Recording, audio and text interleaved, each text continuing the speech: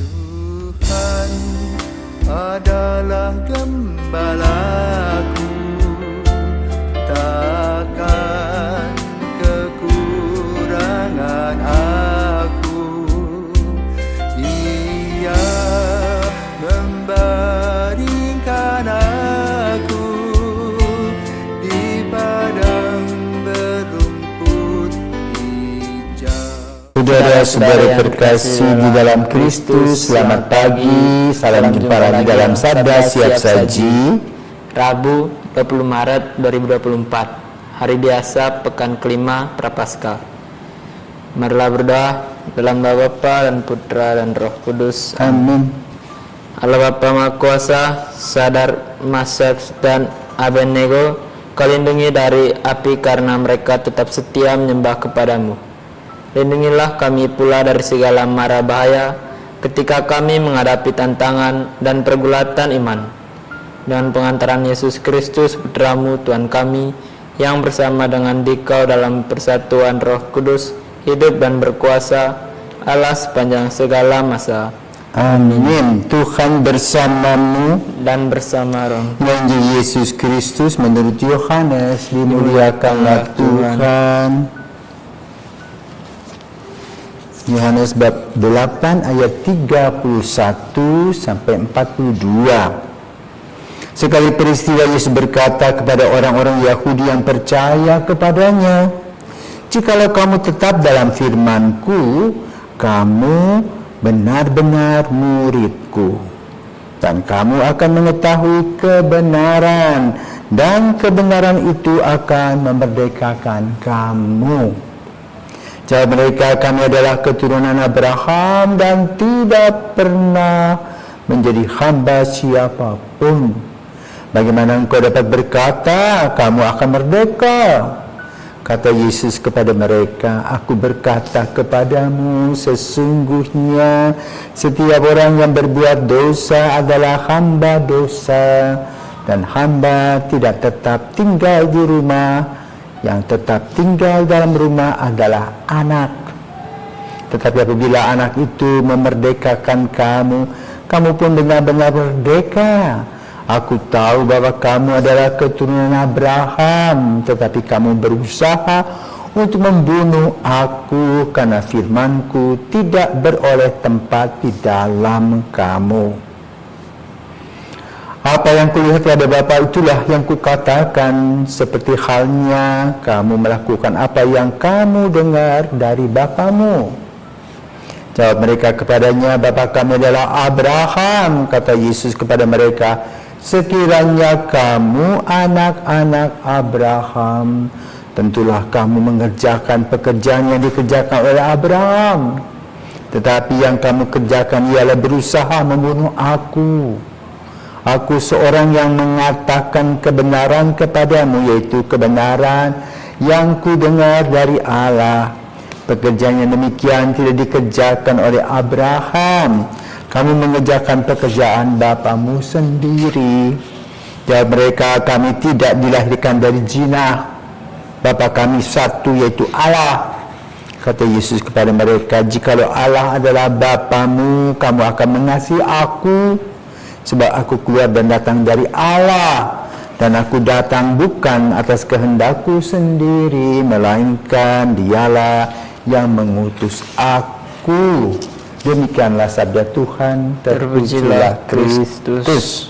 Selamat pagi Romo. Selamat pagi Filio. Jadi kira-kira menurut Romo, Injil Yohanes ini berbicara tentang apa? Para pirsawan, selamat pagi. Pagi. Kita beruntung karena kita mempunyai kitab suci, ya, yang sudah dikodeks, sudah dikumpulkan, dan pengumpulnya bernama Santo Hieronymus. Dalam Injil Perjanjian Baru kita mendengar ada 4 Injil apa saja? Matius, Markus, Lukas, dan Yohanes. Markus, Lukas, Yohanes. 3 lawan 1, ya. Yang 3 disebut Injil sinoptik, ya. Sinoptik itu seperti kalau kita pergi ke mata itu loh. Ya. Jadi seperti begini, kalau diperiksa kan masuk begitu. Lihat minus plusnya. Yang satu tentang Yohanes. Apa bedanya? Yohanes itu jauh berpikir ke depan. Ya. Maka pada hari ini Yesus berbicara tentang Bapa, B besar, B kecil. Ya. B kecil termasuk Abraham. B besar yang Yesus sampaikan adalah Bapa, Allah Bapa. Tapi persoalannya orang belum mengerti tentang apa yang disabdakan oleh Yesus. Maka terjadilah debat kusir. Ya. Yang satu berpikir tentang Abraham, bapa beriman Yahudi, dan menjadikan mereka orang-orang yang dipilih Tuhan. Ya. Bangsa terpilih, itu orang Yahudi. Keturunan Abraham yang kemudian dilanjutkan oleh Musa, lalu Musa melahirkan kitab Taurat. Ya, apa saja kitab Taurat itu? 5 Kejadian, Keluaran, Ulangan, Imamat, Bilangan. Nah, 5 itu. 5 itulah yang dipelihara dan dipelajari oleh orang-orang Yahudi. Ya, sampai disebutnya katam, artinya selesai. Ya. Nah, itu gambaran tentang bapa mereka, bapa Yahudi, bapa jasmani.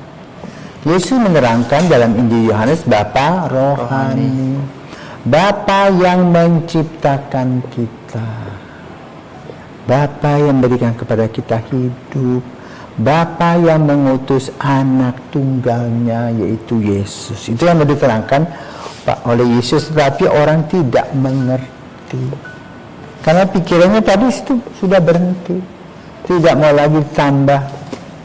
Bapa jasmaninya Abraham, hukumnya Taurat, hari Tuhannya Sabat, titik. Dan mereka merasa nyaman dengan itu.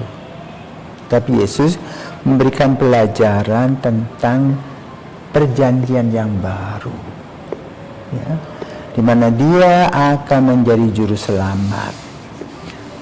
Sehingga memang tidaklah mengherankan kalau mereka tidak paham. Ya. Maka lalu Injil itu ditujukan kepada kita pada zaman kita.